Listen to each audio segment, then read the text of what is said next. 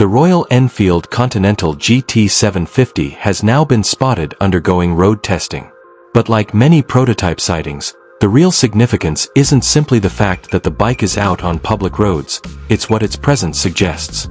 The Continental GT750 isn't just a new model, it signals a clear direction for the brand's evolution. In today's middleweight retro roadster segment, the conversation has shifted. It's no longer about who has the highest horsepower or the most advanced technology.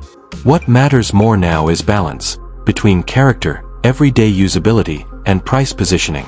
Motorcycles like the Triumph Speed Twin 900 prove that there is still strong demand for engines that feel just right, not excessive. And that's likely where the Continental GT750 will compete. The new engine is rumored to produce around 70 horsepower. That figure matters, but it's not the heart of the story. More interesting is Royal Enfield's decision to stick with air and oil cooling. In an industry that has largely transitioned to liquid cooling, this is a deliberate choice. Not a limitation, but a matter of consistency. A simple, approachable, and easy-to-maintain engine remains central to Royal Enfield's philosophy.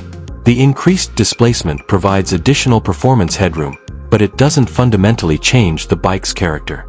Smooth throttle response, accessible torque, and a riding experience that doesn't demand full commitment remain priorities. The real question isn't whether the bike is powerful enough, but who it's built for. The answer becomes clearer when looking at the platform strategy. The same 750 cubic centimeters engine is also expected to power the Interceptor 750 and Himalayan 750. This indicates that Royal Enfield is building on a shared technical foundation, differentiating each model through tuning and intended purpose. Based on the test unit seen, the Continental GT750 appears more road-focused, with what looks like firmer suspension and dual front disc brakes. Mechanically, the engine development seems fairly substantial. The engine dimensions have changed, the exhaust routing has been revised, and the emissions system updated. This isn't just a mild bore increase. However, the frame layout and overall proportions remain familiar. The Continental GT750 is clearly still part of the 650 family, just with a more mature presence. A similar approach is evident in the design. There are no dramatic visual changes. Royal Enfield has chosen evolution over revolution. The round TFT display is integrated in a way that still respects the bike's classic aesthetic.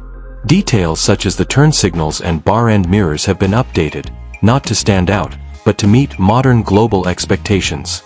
In market terms, the Continental GT750 makes the most sense when compared to the Triumph Speed Twin 900. While the engine displacements differ, both sit in a similar power range and target the same type of rider. This isn't about cubic centimeters, it's about purpose. Both offer classic styling, enjoyable performance, and a strong focus on real-world usability.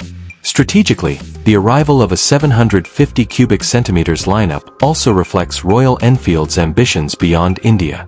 While the domestic market still absorbs much of its production, developing models with stronger global relevance shows an effort to balance that focus.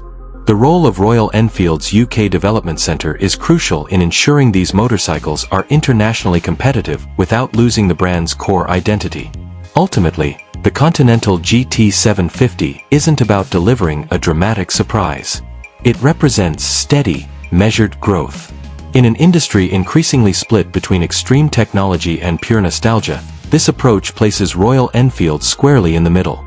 Stable, deliberate, and clear in its direction. If you have your own thoughts on Royal Enfield's direction with this bike, or feel the GT750 is playing it too safe, share your opinion in the comments. And as always, if you enjoyed this video, please like, subscribe, and stay tuned for the next one. See you in the next video.